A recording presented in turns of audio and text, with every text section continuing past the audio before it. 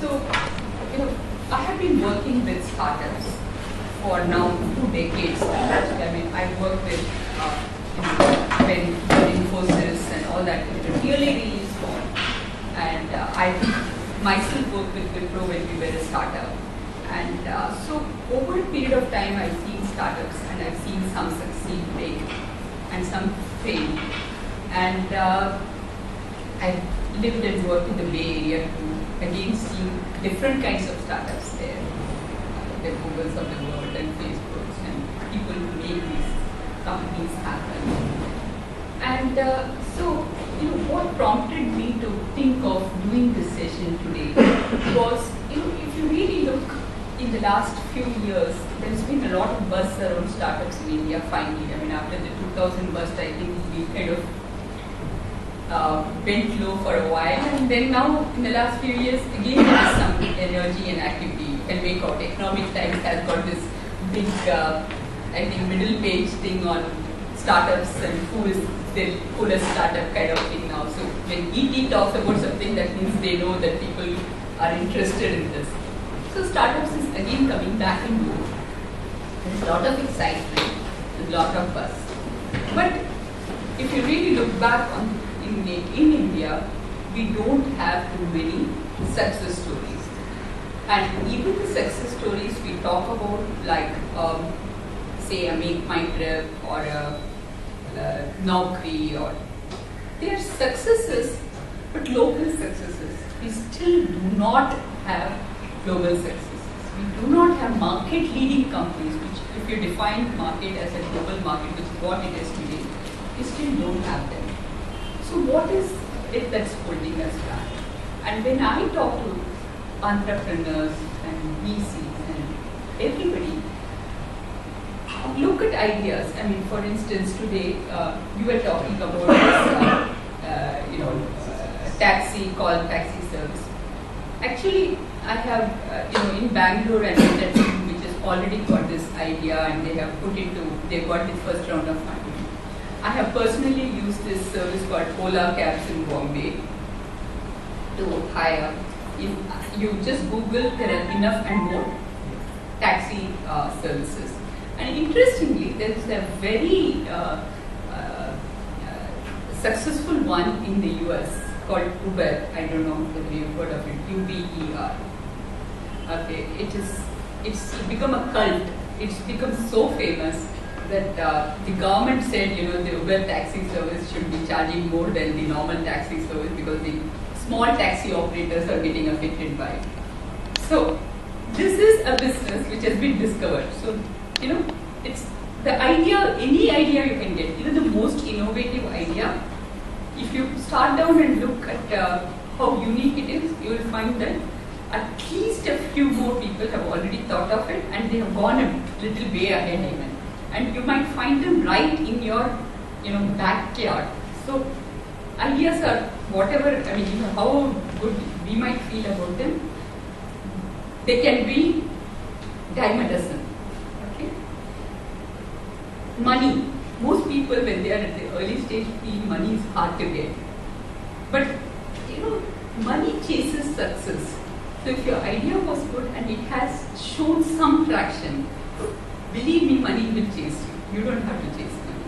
Simply because they have as much trouble finding the right people to invest in and the right projects to invest in as the other way around. So, ask any of your VC friends in private and say, what is keeping you away? He will say, I'm very worried that this great guy whom I think has got a very good, traction and has shown, he will go to my competitor. I was speaking to somebody yesterday, I was meeting an early stage investor, and we were discussing some company which has got some, it's got customers in India and all that. So I was asking him about that. He said, I wish they had called us to invest. I would have felt so honored.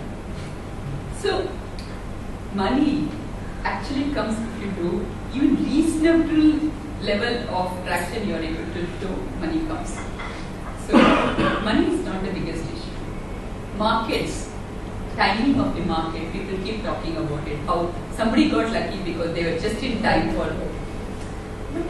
But really, if you're a good entrepreneur and you have a good team, it should adapt itself to the market.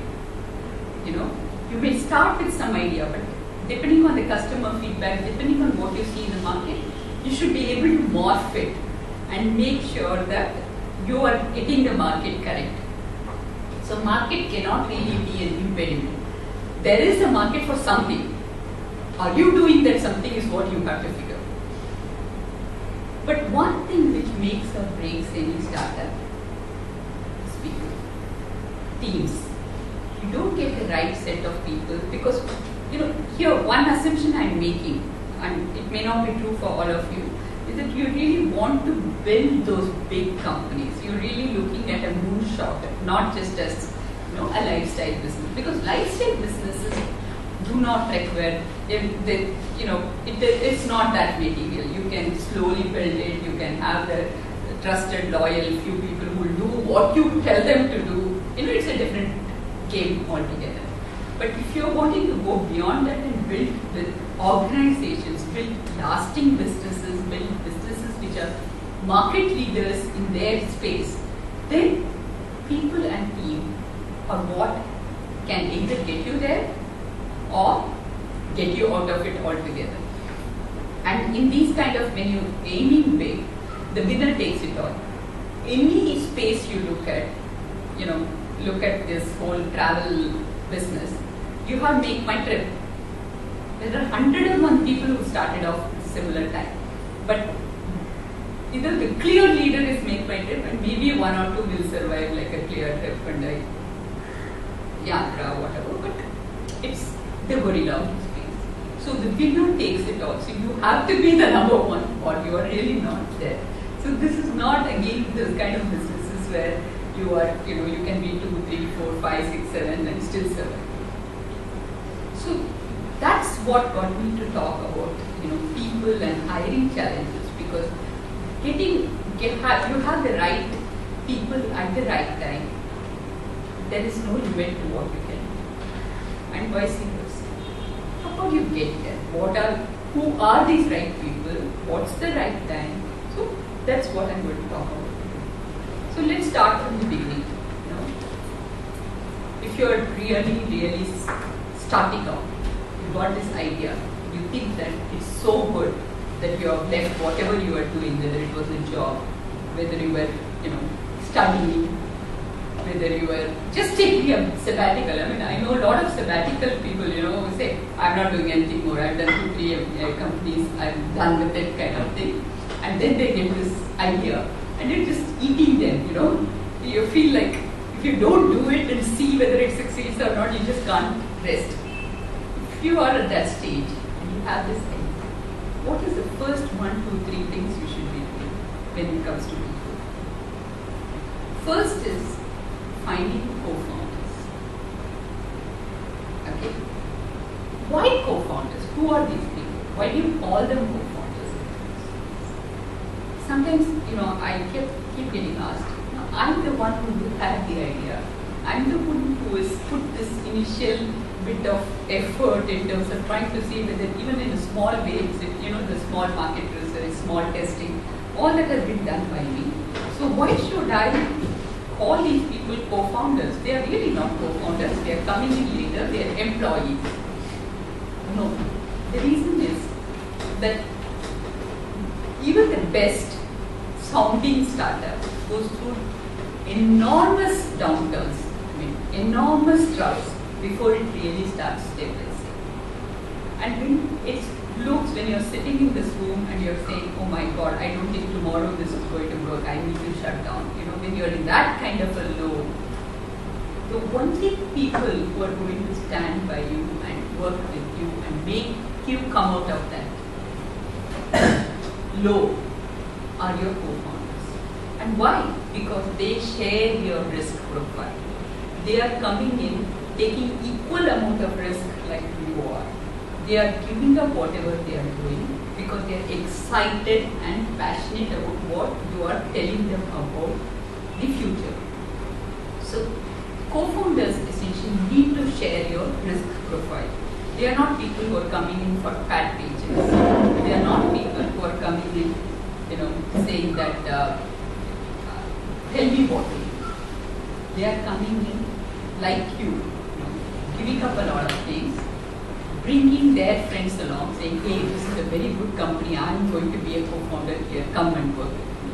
They're putting their credibility at stake, bringing money, bringing customers, so they're going to share your risk.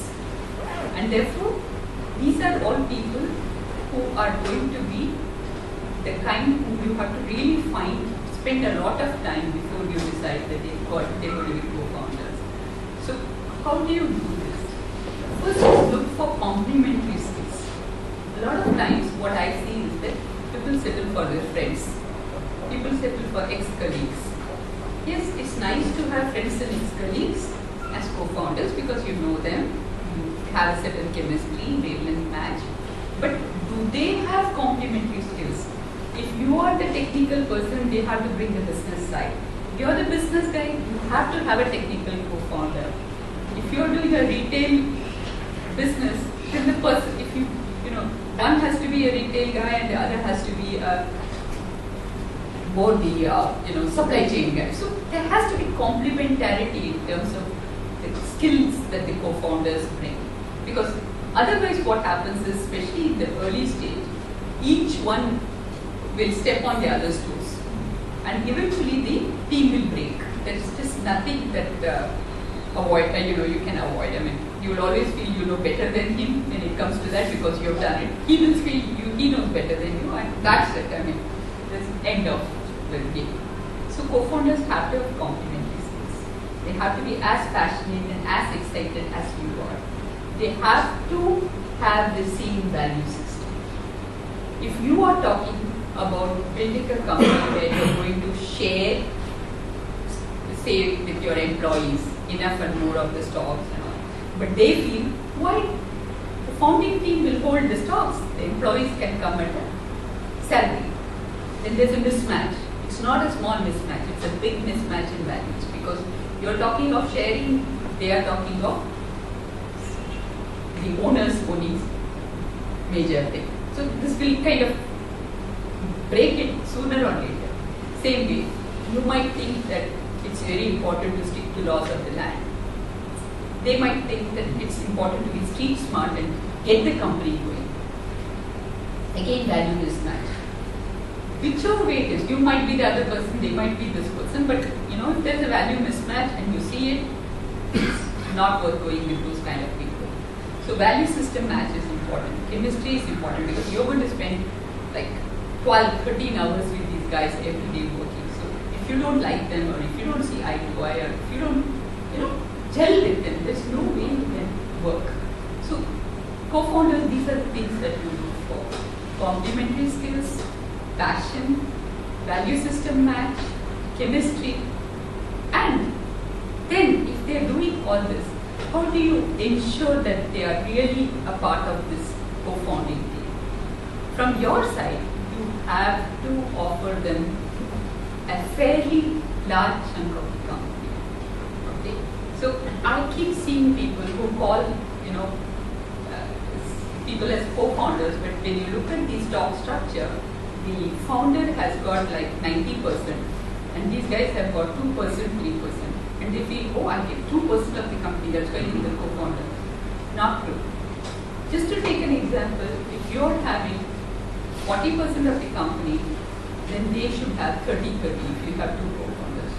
So the difference can be a 10%, 5%, but it cannot be a huge difference.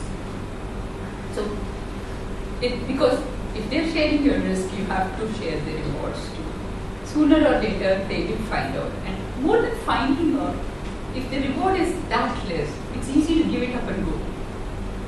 So the first point of trouble, they will ask questions. The wives will ask, saying, why are you doing this? What do you have to gain, even if they do well? It has to be substantial. So co-founders are really very key part of to bring on table. And how do you get there? In any of these businesses, when you start out, do your search. First, figure out what are those holes that you have in your experience. Whatever we might project outside, we know for sure internally that where we lack expertise. We know that this is where your problem is. You do not know as much as you need to know. So first identify those areas. Say, okay, these are the areas I want to do.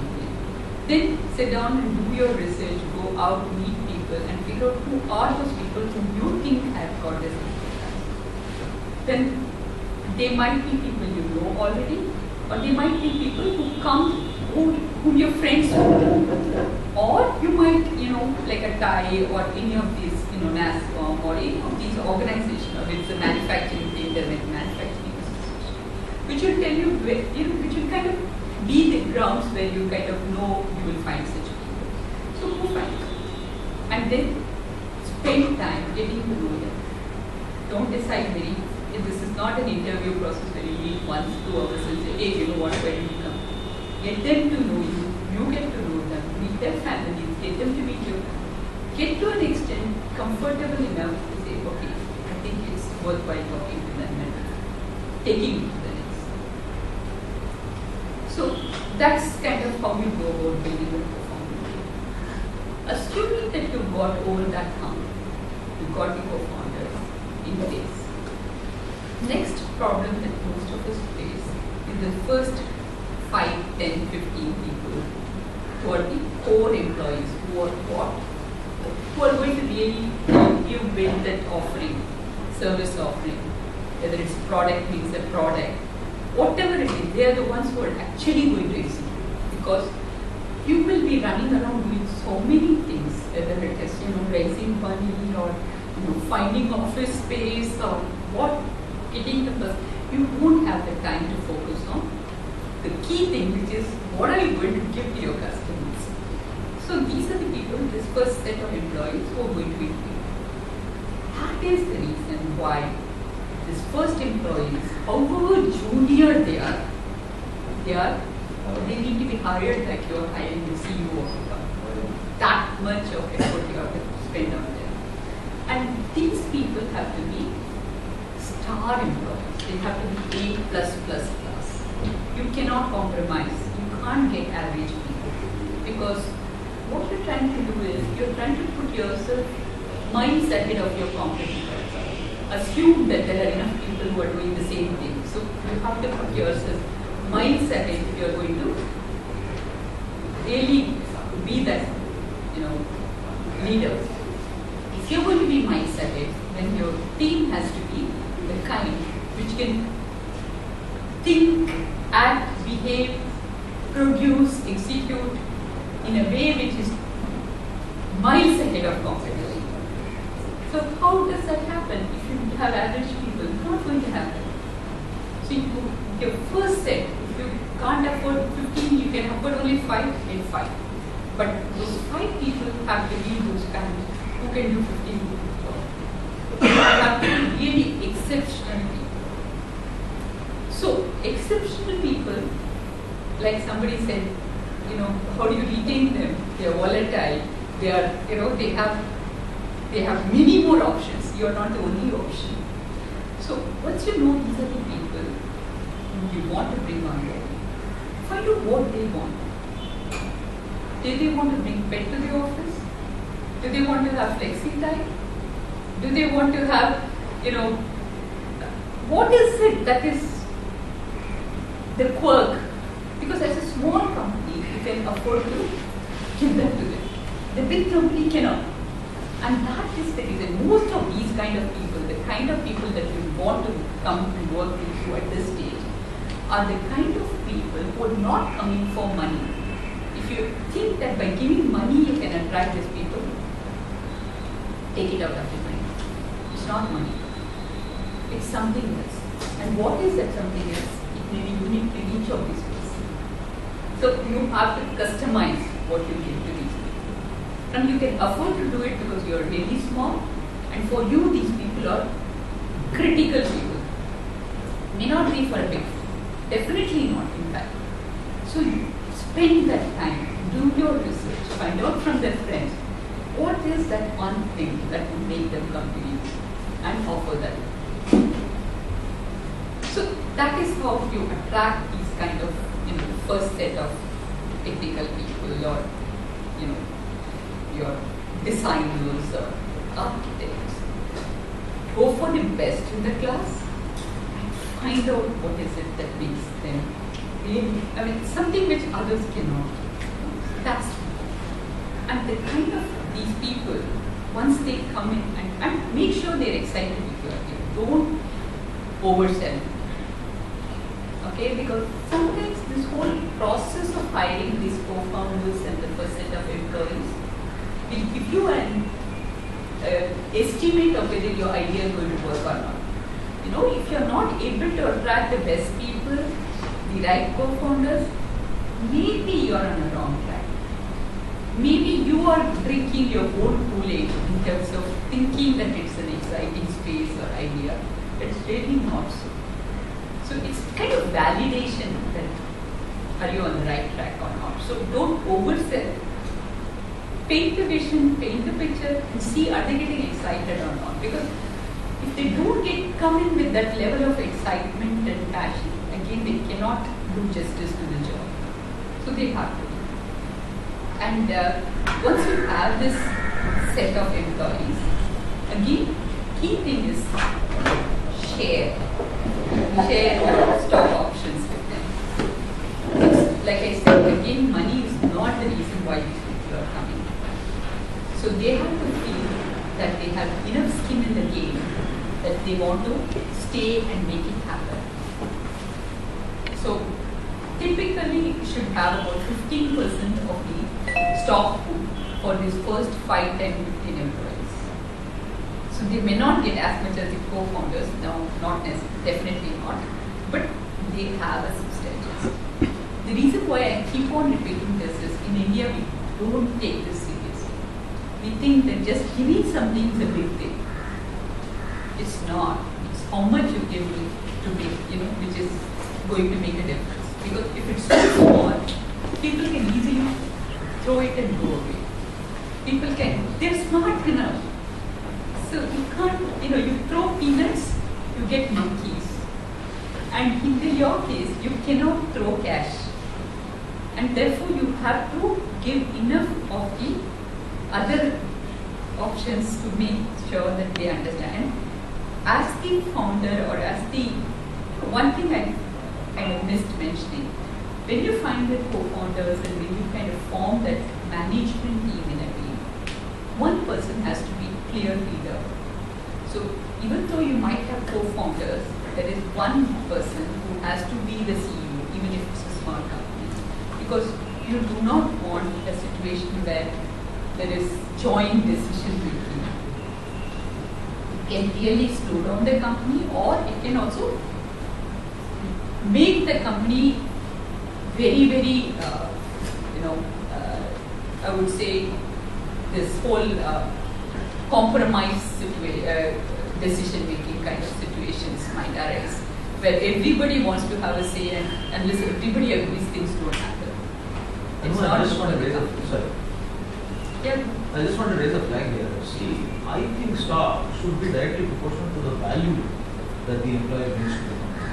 So there is a difference between whether it's a startup or whether it's an ongoing concern. Really, is not the issue here. I think the issue is that stock should be proportional to value A. And you're right, you should carve out a pool, but that doesn't mean you dilute the pool at the first place. That's key.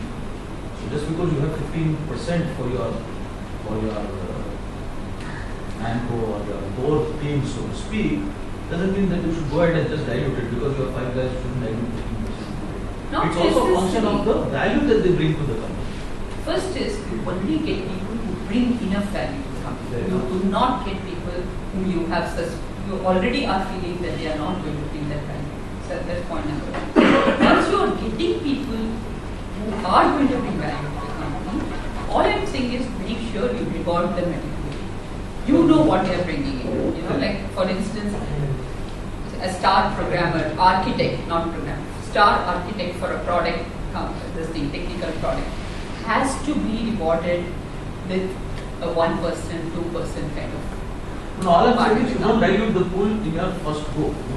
You know, it's an ad hoc thing. It's not a formula. Yeah. There is no formula for this. It's not. You can't say I'll reserve 15%. You can say I'll do 10 or you might even do 20, for example. Yeah, you might do, but I'm saying it cannot be 5% for Right. employees. All I'm saying is keep at least 10 to 15 to 20% as a pool for this first set of employees. And the flip side to this equation is that Indian corporate law is very, very pro-minority stakeholder.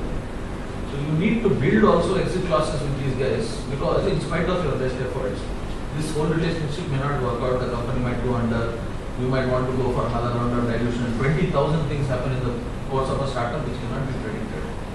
So it's very important to have necessary exit clauses for at least the first, everybody inclusive the founder, co-founder, whatever you choose to call it. Because the minority shareholder in an Indian company is on a much higher pedestal than or company law takes a very serious view of any abuse that you try to do with a minority shareholder. And conversely, he can sit in a corner and he can do all sorts of stuff. So Yeah, that's why in fact you have all those legal documents that you definitely have. When do you actually, because taking from this point, like when do you decide to give the stock options? Because say my company is running for 4 years, but I know that after the initial set of people join, only 2 are still there. So if you straight away give out options, later on it may happen that they are not there in the company, and then combination of how to take it back, and also when you decide after judging for some time, after you may create the pool. I'm not opposing that 10, 15, 20% also. When you decide, because someone you may not know in the beginning may actually turn out more valuable in the long run because of loyalty or other issues and all, and especially sticking to the team when the things are not going good and all. Others may just jump at the first instance and maybe very good for 1 year, but may not last for say 4 years. See, there's always vesting schedule. You never kind of give stocks upfront. It's always vested over a period of time. That's number one. Second is, I strongly believe this first, this co-founders and the first set of employees, you have to trust and employ them.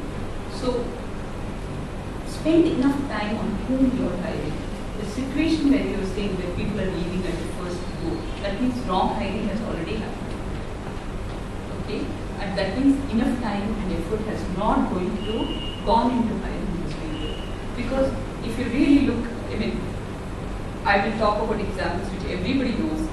So don't, kind of think that these are big companies. What are we talking about? I don't know how many of you watched Facebook, that movie.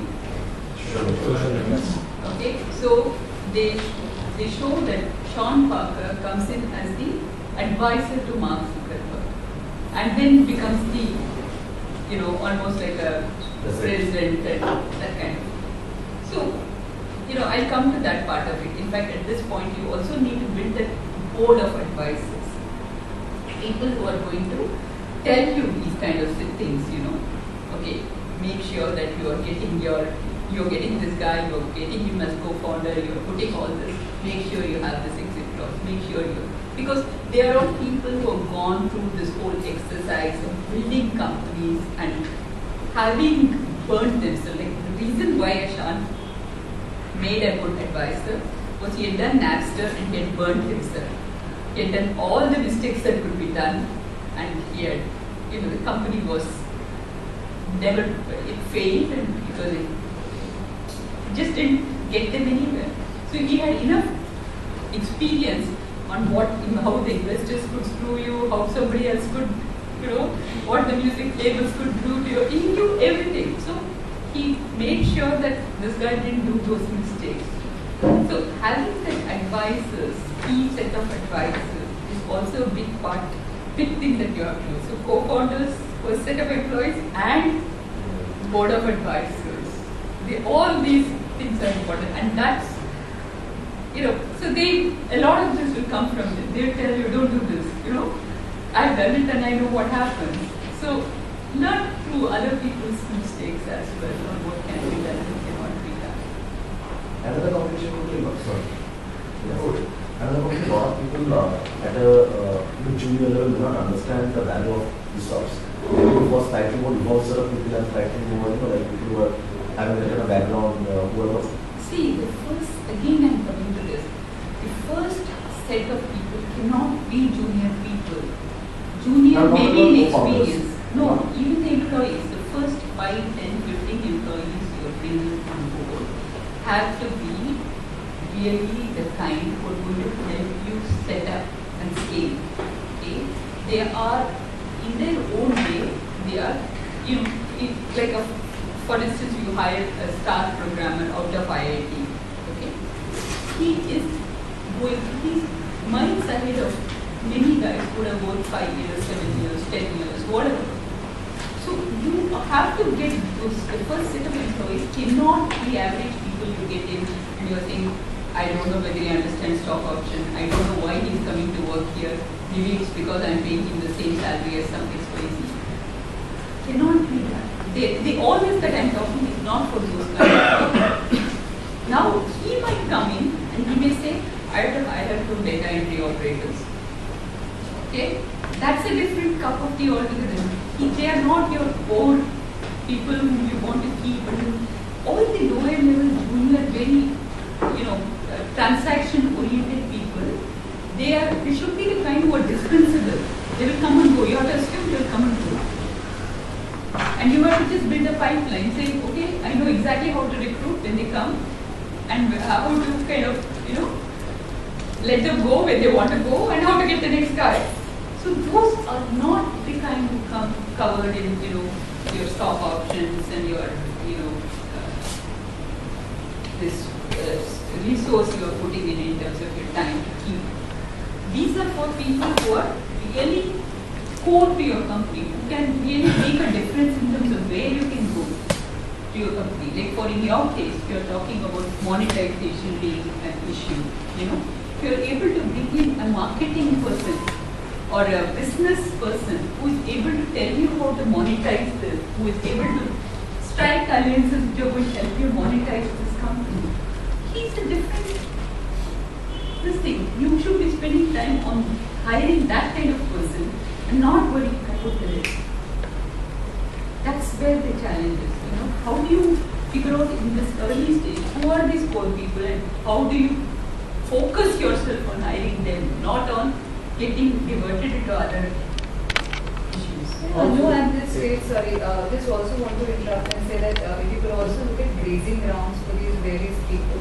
So we are talking about co-founders, the core team, the qualities that each one should be looking for. So I'm sure there's a mixed thing that some set of qualities are here which people realize but are not able to find them and don't know where and how to find these people. Yeah. So how do we really go looking and where do we really go looking for these people? Yeah. Just one point. As a corollary of what you were saying earlier, I think the natural instinct is to say, let me find a complementary set of skills, right? Because I am weak here, let me figure out who's strong elsewhere. Nothing wrong with that logic.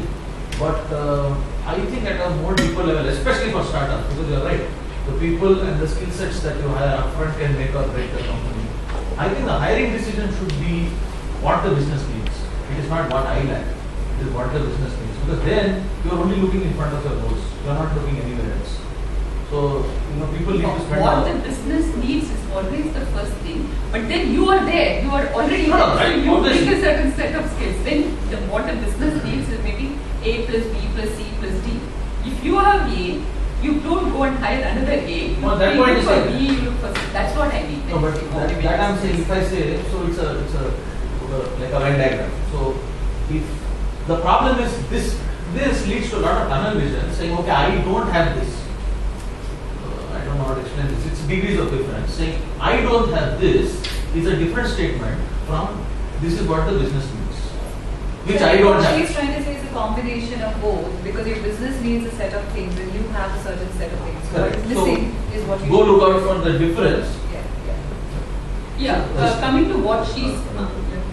Now, when you give out stock options in the initial stages, probably what happens in a startup is that in 4-5 years, at times your business model changes completely from what you had initially envisioned. Yes. And you realize that those people who were the key people in first 2 years are absolutely irrelevant in the 4th or 5th year. And in the fourth and fifth year, you need to bring in people who are, who are going to lead your business now on, which is going to be a stable business model. But if already given the stock option earlier, number one, you will have limitations on what you can offer to the new people, and then there will always be like, those old leads who don't actually perform, actually have more stocks than the new smart kid who will be performing, and which may eventually lead to some dissatisfaction, or that guy may leave because he finds it a discrimination. So when do you pitch in the stock option? So coming to that point, we discussed this. It has to be over a vesting schedule of 5 years. So you have within 5 years, if the person leaves in the second year, third year, whatever, he doesn't have as much stock as what he would have had if he stayed. And typically, you have, whether it is whatever the person's rank is, what he holds in the company and what he does for the company has to be measured separately. So when you are, looking at what your business model is and whether is this employee anymore a core employee or not, and you find that it's not really core to you, then he does move on, and he has only what. Again, there Well, are. and what he said, the Indian laws are lopsided in favor of the minority. Even if you held 1% stock, So you put a shotgun clause in this. Yeah. You put a shotgun clause, then you buy out.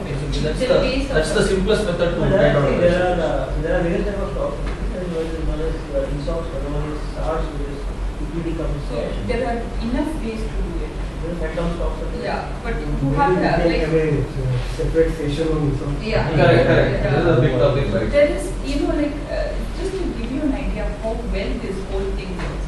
If you look at, now Marissa Mayer has been appointed as CEO of Yahoo. She was in that first 10-15 employees that we talk about in Google. She was one of those. So that is the quality of people you bring in at that time. People who can really next level stage jump to a CEO role after being with your company. Or The whatever. problem here is if you find a very good core person and that person is already moved with his own business or something, he loves your business, but again he can have value to your business who started something doing something. Because in India, there are also people who start with the entrepreneurs today, they have already started another business. So how do you bring that full time here? No, if he's an entrepreneur, usually don't waste time. I mean, it's not worthwhile because, like I said, one of the big things is there is one CEO, one leader, and the rest are co-founders, employees. So you have to have people who are going to listen to you in some way, and who are buying into your vision for what you want to do, and who think it is big enough for them to drop what they are doing and do. If they are not dropping it, they are not taking the risk you are taking. So just no way will it work also. It cannot be a side thing that they kind of sign on. No, but Just one. What?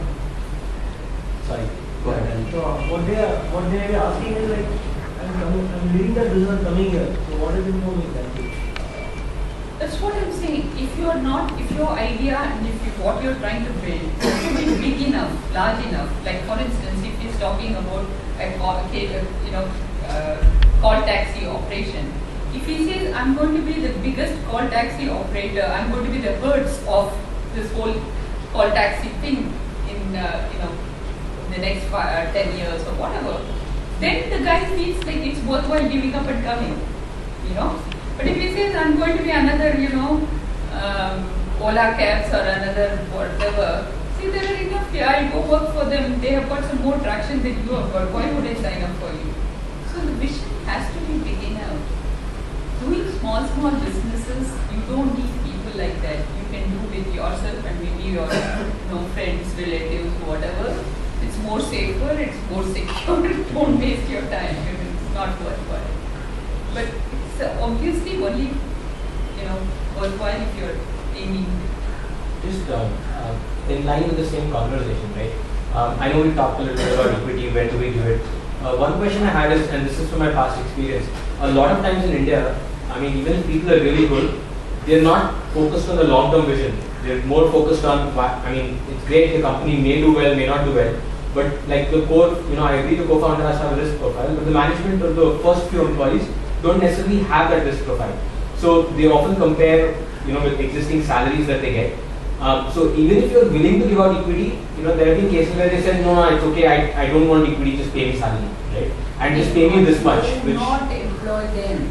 They're not right for you. See, why is it so important initially to weed out people who are not right for you? Because you don't want to end up in a situation where you think you hired people, you started off, and then you find nothing is happening. People are going and coming, and you actually have a big company culture in a small company. It is not going to work because your survival odds are staked against you. Even if you do everything correct, there is 90% chance you're going to fail.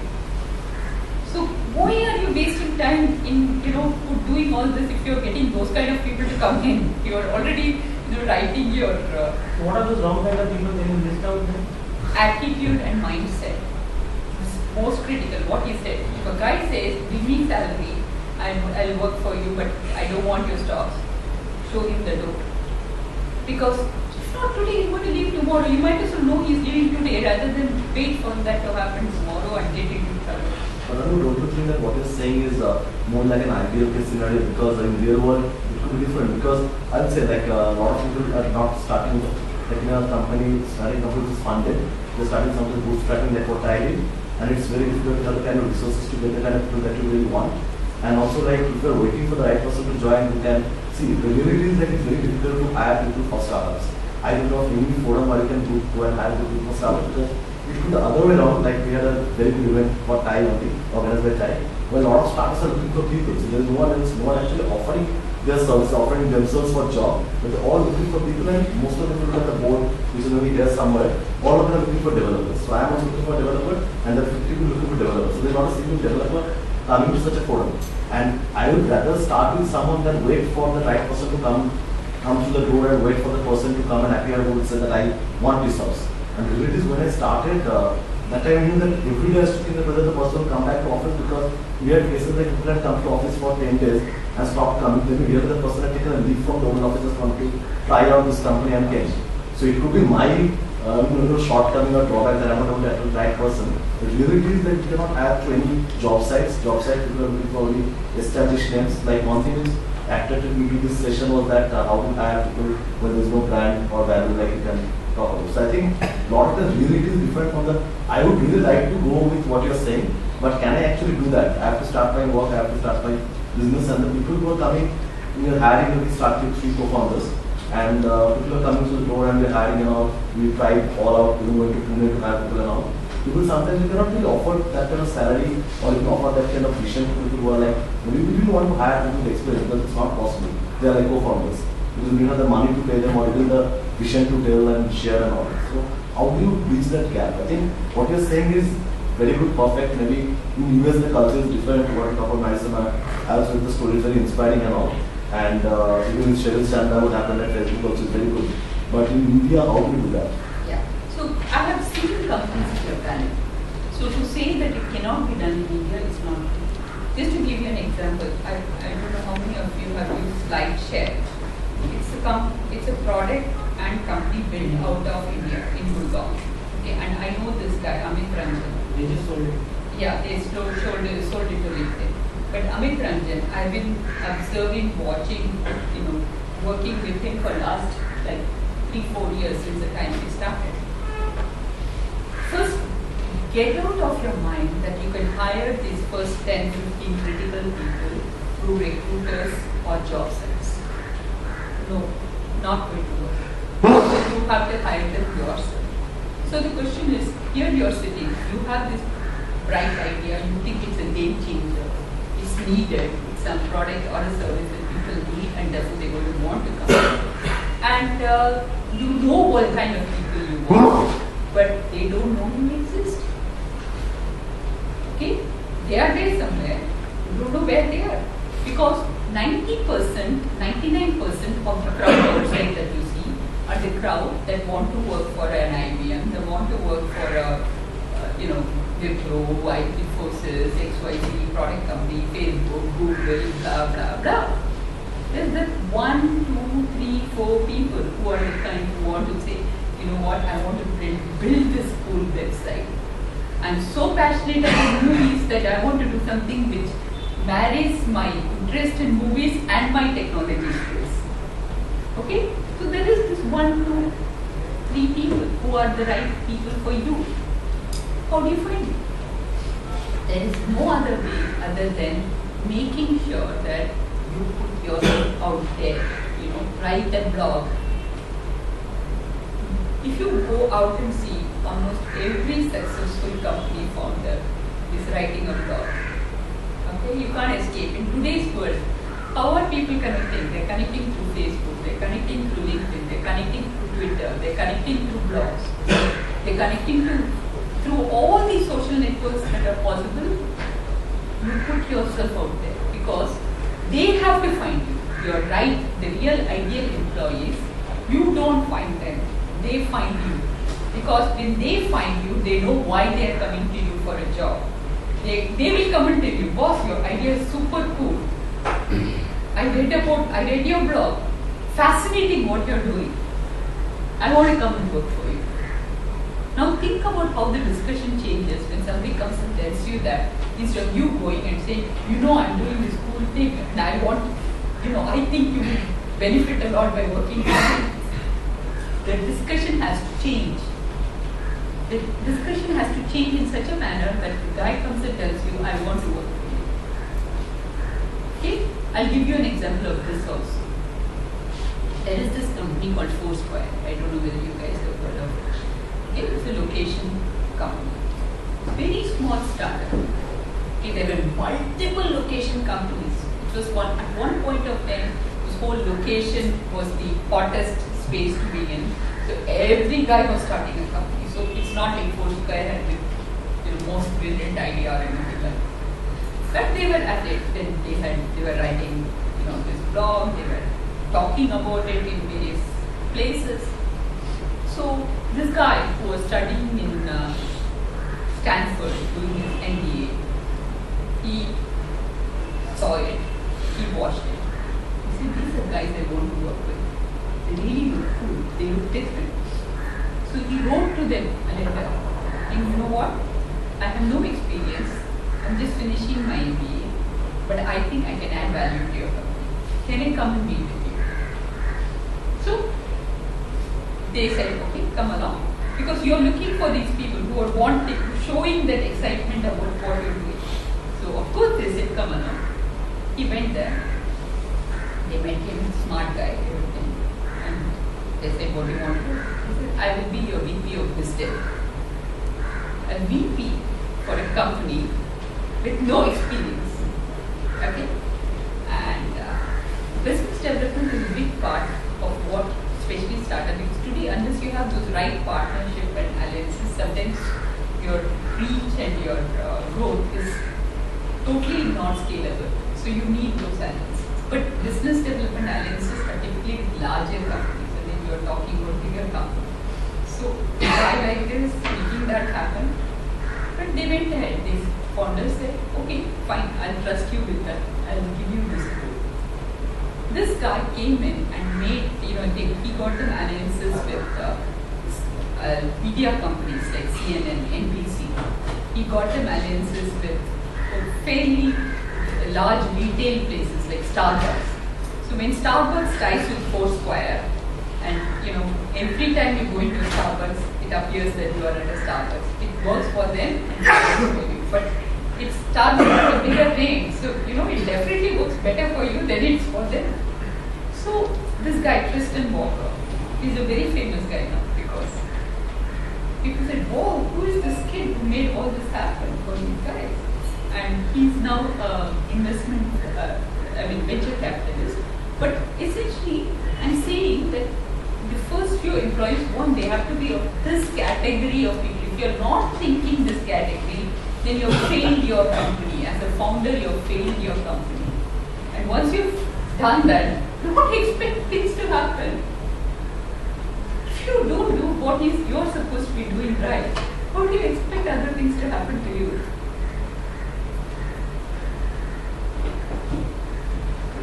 So, I think it's very critical to think in a very different level altogether if you want to build something really big. Usually we should let her, one second. I think we should let her speak out what she has because she has the expertise. Let her speak out whatever points she has. What you are saying of 3 points. She was on the second point. It's fine we are questioning. Maybe we can put it afterwards, the question and answer. So that it doesn't disturb that whole rhythm what she wants to give out to us. And that is more important for us to grasp that Okay, and then to react on it. Because we are reacting before that and then the comments, we are not getting what she as a core wants to say. Maybe we can have it afterwards. So, Yes, after that 15, we can write it down, what the question they have. So I was actually telling you that there are 3 things that you have to do very critical for the company. One is co-founders, second is this first set of employees, and third is the board of advisors. Now, often enough, what I find is that when you're dealing with board of advisors, people go for brand names. They want people who they see in Economic Times and they want people who they read in magazines about to come on there. Because they think that will get them money, that will get them customers. Never do that mistake. People who are that, big, they won't have time for you. You need advisors who are willing to take your call any time of the day. You call at 10 o'clock at night and say, hey, I have this problem, I'm just not able to figure out what to do next about this. You should be spending like half an hour on the call, trying to tell you how to do it, what to do, where to try, listening to you, putting themselves in your shoes, trying to help you. So you need advisors who are true advisors, not people who are there for namesake.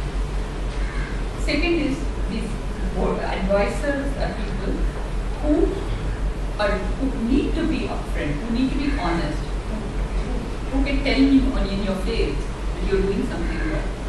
And not just say, oh, poor thing, I understand you're doing everything right, but things are not working out. What should we do? No. They are the ones who have to have the guts to tell you that you're doing something wrong or you are just not thinking big enough or whatever it is. They should be able to very much call your bluff in a way. Advisors are people who should be able to call your bluff. Because a lot of times as entrepreneurs, you start kind of doing that, I'm doing everything right, I'm doing everything, like, it's only the others who are doing things wrong to me kind of position. So, they should be able to tell you in your face that, yes, you were not okay, and you know what, better wind this up, go take a job, don't waste your time.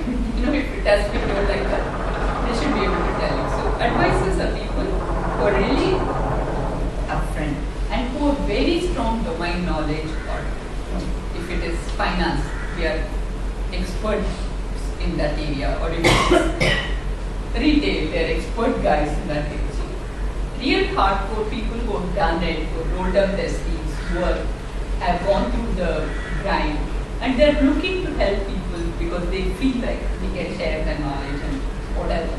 Not people who are there to, say, I'm advisor on so many different companies and, stuff like that. You can make out fluff versus real stuff and go for stuff, don't go for the fluff. You don't need it right now because you don't even know whether you're going to survive tomorrow. So why waste your time having these kind of people with you? Okay. The big difference between this advisors and say the co-founders and employees is that the advisors don't necessarily have to share your risk or reward profile. They are not taking any risk, and therefore the rewards also need not be any way. Sometimes advisors come free. You don't have to pay them anything. Okay? So it's not, in fact, if they are advisors who are upfront saying how much are you giving, be wary, because really this is labor of love.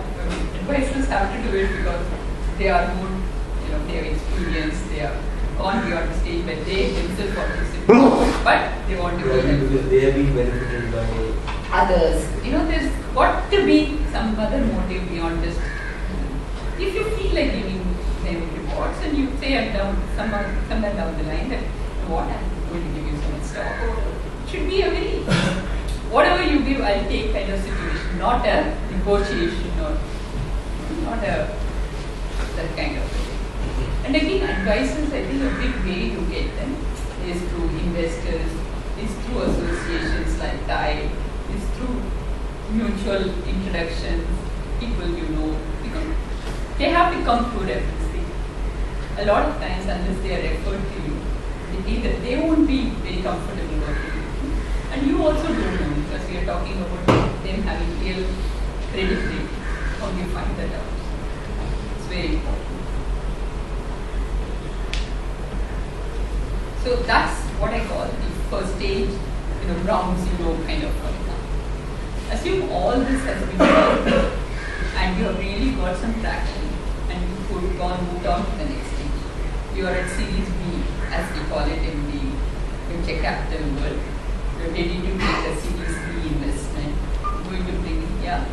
When you said advisors initially will come for free, but there are advisors like Sean Parker, who said he came as an advisor and became a president.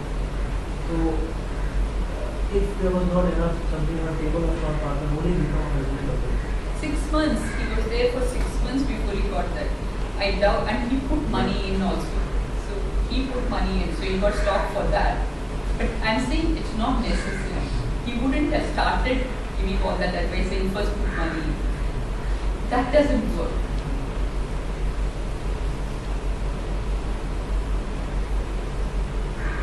So assume that we've gone on to the next stage. The company is doing reasonably okay. Was he on a pro bono basis or he was an advisor? First step, yeah. First when he came in, yes. He got excited with the idea. He got so excited that he wouldn't let go of this guy. He said, you come over to the valley, I'll introduce you to my investors. He introduces him. So you could see value that he was bringing in and what he was doing for you and how excited he was and passionate about your company. And therefore it makes sense then to go ahead to the next step. So you should see that excitement. The way they showed in the movie was that Sean Parker found Mark Zuckerberg down here, and he got invested in it. Yeah. So The advisor found the company. yeah, the thing is that excitement, passion that you have for your company has to be shared by these people, whether it's advisors, co-founders, or the first set of employees. Wherever it is not happening, don't get them in, because they can't add value without being excited. Because there's nothing there to show for it. And as a founder, it's your job to get people excited. If you can't do that, I think avoid getting into all that. Why take all those risks? Why take all those, big steps? Be happy doing what you're doing small way or do work for somebody. There are enough options. It's not necessary that everybody has to be an entrepreneur. So assuming that you've come to the Series B stage where you have got traction, you've got maybe the first 2-3 customers who are paying for what you are doing, and you think there is a big enough market, you can see it, you can see how this can evolve. That's when you go and raise your second money and you start feeling that, okay, I'm going to need to put the next level of people to scale the company. This is the transition time when the company is moving from idea stage to the execution stage. At this time, the kind of people you bring in are going to be different from what you hired before. First set of employees when you hire, we never talked of domain expertise. We never talked of, having so many years of experience. We only talked about attitude, passion, chemistry, all those kind of things. Now at this stage, that's not enough. That's required. Even at this stage, you require people who are coming in for the right reasons to work for you. But at this stage, it's more critical that they bring in the right domain expertise, the right number of years of experience, the right depth of experience. Because now it's an execution phase. You have to, for instance, set up a dealer channel, and the person better know who are the dealers, how to talk to them, what is the kind of dealer agreement that you can put together. He's not learning and you don't know how to do it. You've not built a company or you've not worked at that level before, so you don't know. You can't teach him much. So he has to come and say that he knows more than you in that particular area. So this is a set of people you're bringing in because of real hardcore experience. This is the point also where most entrepreneurs go wrong. They either underhire or they overhire. How do you underhire? Most often you end up underhiring because you say, how will that guy come and work for me? He knows more than me. He has more experience than me. He's got a better looking CV than I have. How is he going to come and work for me? Not true. So again, this is, he's going to join you because he thinks that there is, that whole empowerment we talked about, the opportunity to do something much bigger than what he can do in a larger company. He's going to come here because he can actually he may have his own ideas on what a dealer channel should be like and how it should be set up.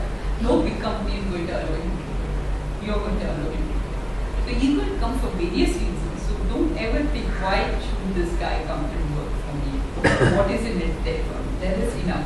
So you to make that value proposition clear on why he should come and work for you. Can you repeat on underhire, overhire? How do you differentiate what is?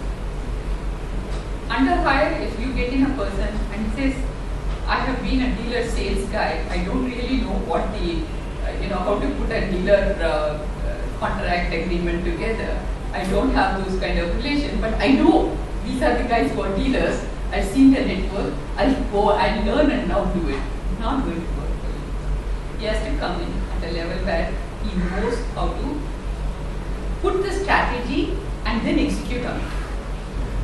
He cannot be one or the other.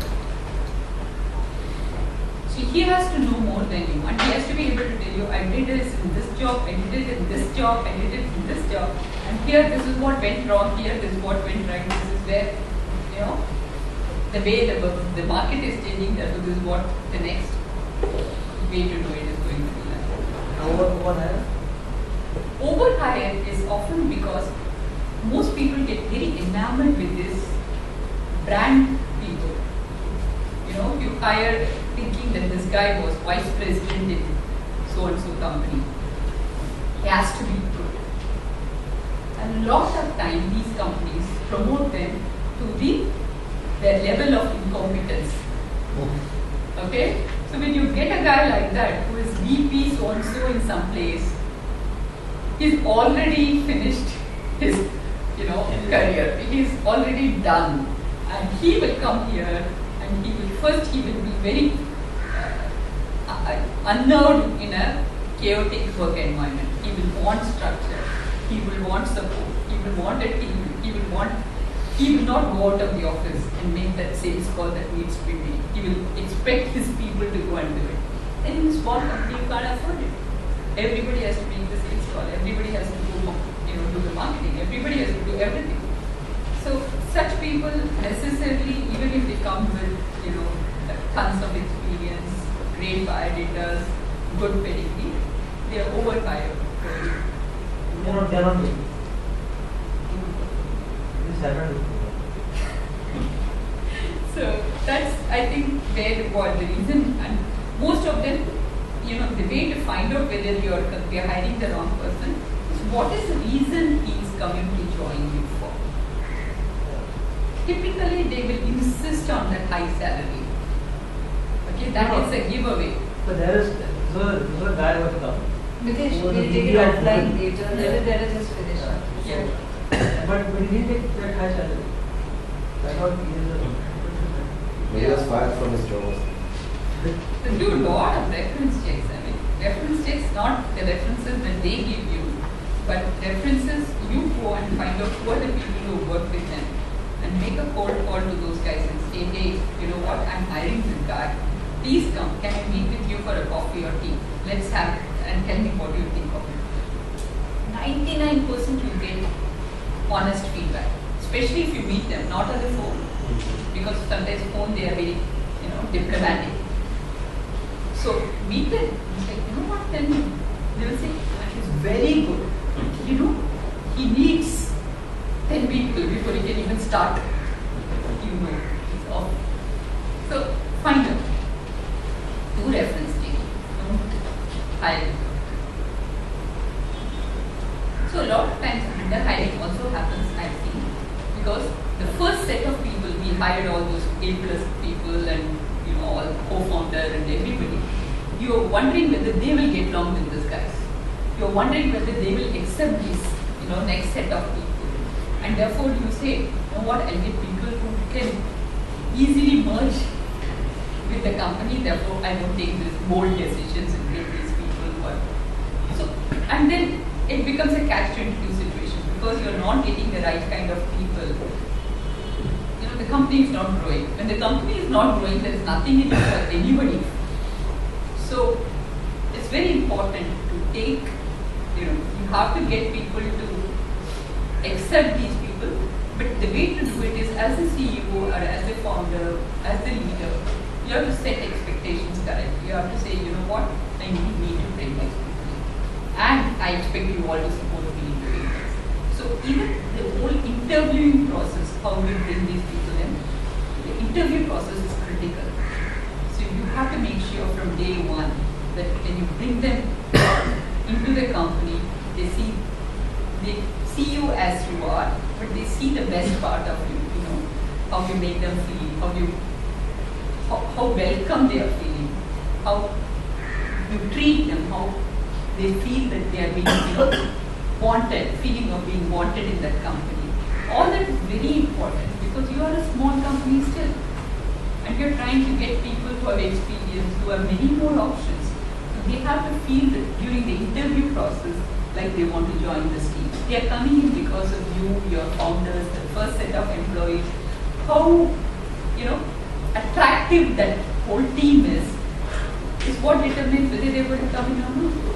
So make sure that the interview process, some of these companies I've seen at this stage, they start thinking we are a big company. So they'll make the guy come and wait at the interview. The founder will say, I'm too busy. I forgot about the interview. He won't take the call at the right time. They do all kinds of things. And then I have seen another company where the entire company will interview this one guy. And then they will come back and say, no, so-and-so said he didn't like him, so I'm not going ahead. It doesn't work that way. I mean, once you decided that this is the kind of guy, first you do enough research to say this is the kind of guy I want. Once you decide this kind, I need to attract him to my company, lay the red carpet, make sure that he likes your team, he wants to come work for you. And you make it clear as to what value proposition you are bringing to him and get him to come join you. That is your job as a CEO. The biggest job and the most critical job you're doing is getting the right people in. Nothing else can be more critical. So that second stage, you have to start thinking about how to get the next level of people in. How to make sure that you get the right set of people. And sometimes when the idea is new or you're in a completely different market, you might have to look at different industries. If for instance e-commerce, all of a sudden e-commerce is new. You are not going to get enough experienced people from e-commerce companies to come in because all the e-commerce companies itself are like 1 year old and 2 year old and 3 year old. So you might have to look outside that industry. So what are those industries? What are the lateral kind of skills that you can pick up from these other places? Like I was talking to the Amazon guys. They are setting up Amazon India now. And they're talking about how they are hiring for their warehouses. First thing they said was, we don't want people who are running warehouses of Future Bazaar or Reliance Retail. Because we don't run warehouses like that. Our warehouses run on Six Sigma. So what do we want? We want people who understand Six Sigma and those kind of things. Therefore, we want people who work for Toyota. Guess what? A Toyota guy will find an Amazon job far more attractive. Really. Then, so there itself, by defining the job differently, you made the job of hiring easier. Okay? So, define what you require in a manner that opens up possibilities of where those skills come from. Don't chase those, the very similar competition. What is he going to do? He's going to come and